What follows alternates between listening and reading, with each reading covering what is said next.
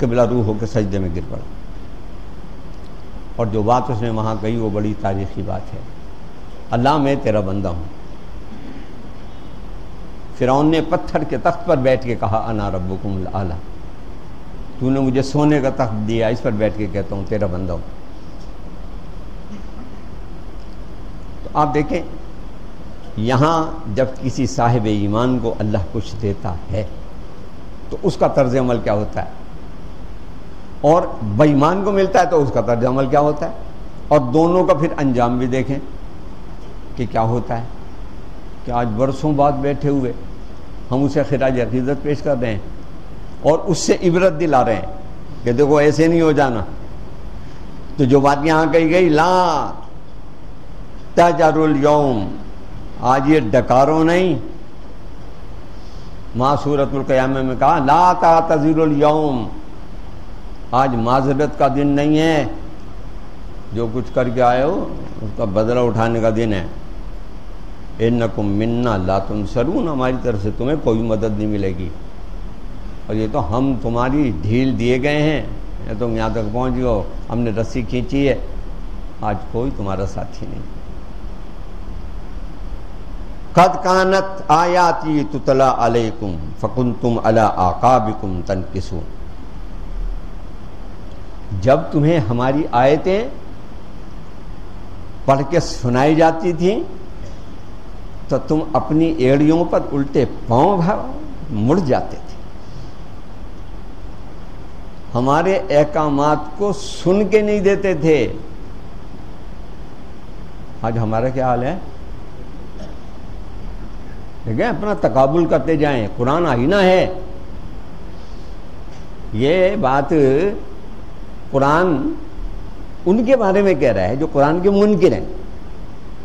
میرے مخاطب قرآن کے منکر نہیں ہیں، الحمدللہ مؤید ہیں، مقر ہیں، قرآن کو ماننے والے ہیں.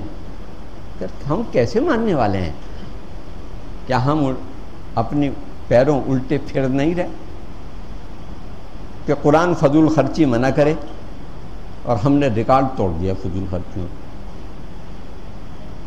ہماری شادیوں اور بیاہوں کو دیکھ لیں، کھانوں کی فہرستوں کو دیکھ لیں، اور کوڑے کے ڈھیر پر پڑی ہوئی بچے ہوئے کھانے کی ڈھیریوں کو دیکھ لیں، جن کا رسول کیا ہے دسترخوان بچھا کے کھاؤ اور اس پر ایک ریزہ بھی گر جائے تو اسے اٹھا کے کھاؤ. اپنی پلیٹ میں اتنا ہی سالن لو جتنا تم کھا سکو. جو کچھ کھاؤ اپنے آگے سے کھاؤ اور اپنی پلیٹ صاف کرو. ایک آدمی بھی ہاتھ اٹھا کے مجھے یہ کہہ سکتا ہے کہ میں یہ کرتا ہوں؟ شادی بیاہوں کی دعوت میں تو جو جتنا بڑا ہے معلوم ہوتا ہے اتنا ہی ندیدہ اور بھوکا ہے. پھوٹا ڈونگا اپنی پلیٹ میں انڈیل لیتا ہے کہ شاید دوبارہ ملے کہ نہ ملے، اور شاید آج پہلی دفعہ ملا ہے، اس کے بعد پتہ نہیں نصیب ہوگا کہ وہ نہیں نصیب ہوگا. اس طرح سے کھاتا ہے غریب. پھر ڈر کے کھاتا ہے کہ یار کوئی یہ نہ کہہ دے کہ ندیدہ ہے. تو لہذا تم تو ہماری آیتیں سن کے الٹے پیروں گھوم جاتے تھے. کیوں؟ مستکبرین. تم تکبر کا رویہ اختیار کرتے تھے. تم سمجھتے تھے ہم اس رسول سے معاذ اللہ ثم معاذ اللہ زیادہ عقل مند ہیں، ہم زیادہ سوچنے والے ہیں، ہم زیادہ اپنی زندگی کے نقشے بنانے والے ہیں، ہم زیادہ بہتر انداز میں نظام زندگی چلانے والے ہیں. آج ہم زبان سے تو یہ نہیں کہتے، لیکن جو کچھ ہم کر رہے ہیں وہ کیا کر رہے ہیں؟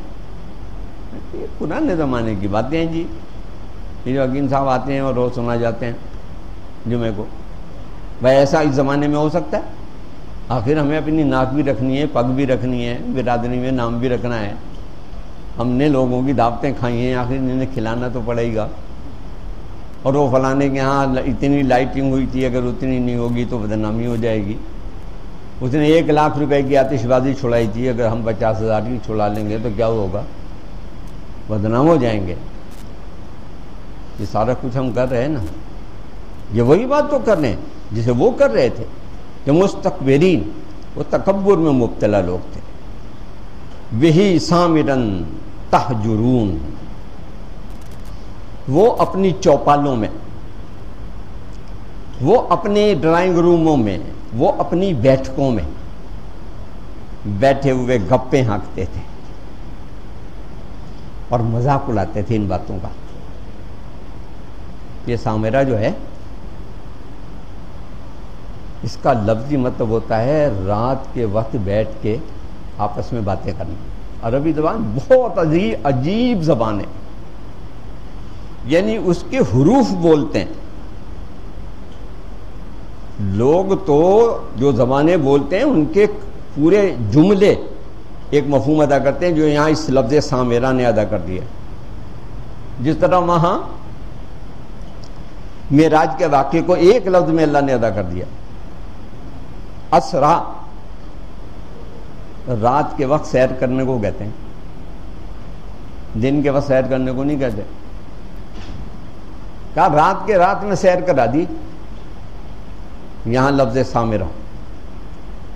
تو وہ رات کی جو گفتگو تھی وہ ان کی چوپالوں میں ہوتی تھی۔ آج بھی آپ دیکھیں تو دیہاتوں میں چوپالوں میں ہوتی ہے نا، لوگ بیٹھتے ہیں، قصے کہانیاں، کہیں ہیر رانجھا، کہیں میاں محمد صاحب کا کوئی اور، کہیں بابا بلے شاہ کا کلام، کہیں جگنی، یہ سارا چوپالوں کا معاملہ ہے نا۔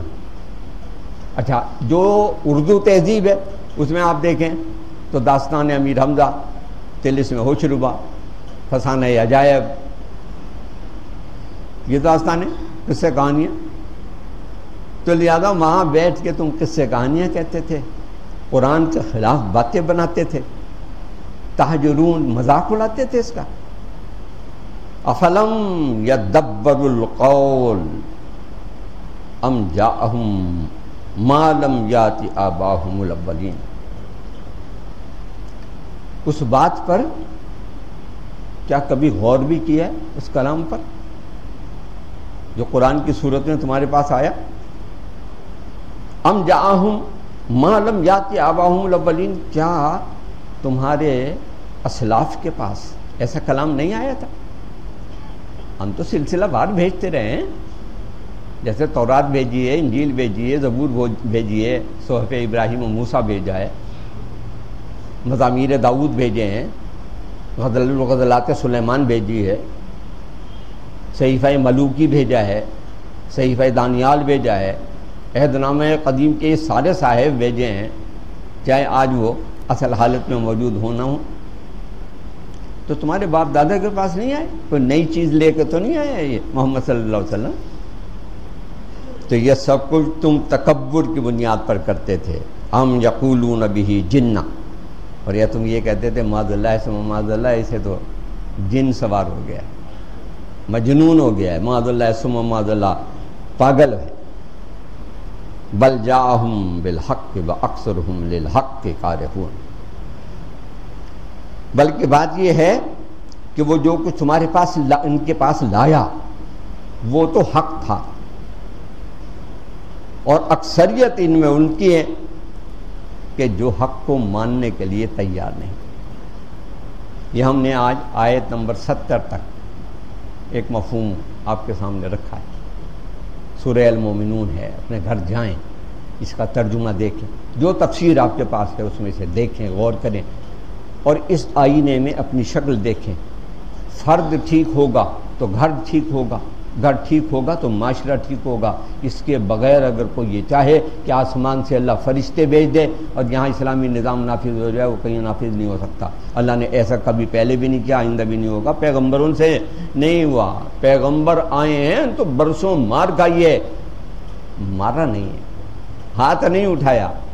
قرآن نے حکم دیا محمد صلی اللہ علیہ وسلم کے صحابہ کو، کفوا ایدیکم، ہاتھ روک کے رکھو، ہاتھ نہیں اٹھانا۔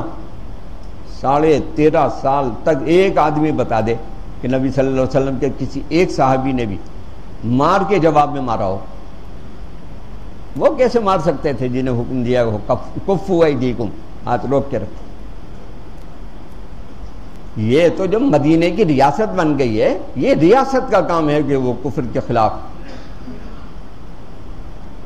جہاد کرے۔ یہ فرد کا کام نہیں ہے کہ جس کی مرضی آئے گردن کاٹتا پھرے اور جس کو چاہے مارتا پھرے اور کاٹتا پھرے۔ یہ چند باتیں تھیں جو عرض کی. اللہ مجھے بھی عمل کی توفیق عطا فرمائے اور آپ کو بھی. وآخر دعوانا ان الحمد للہ رب العالمین.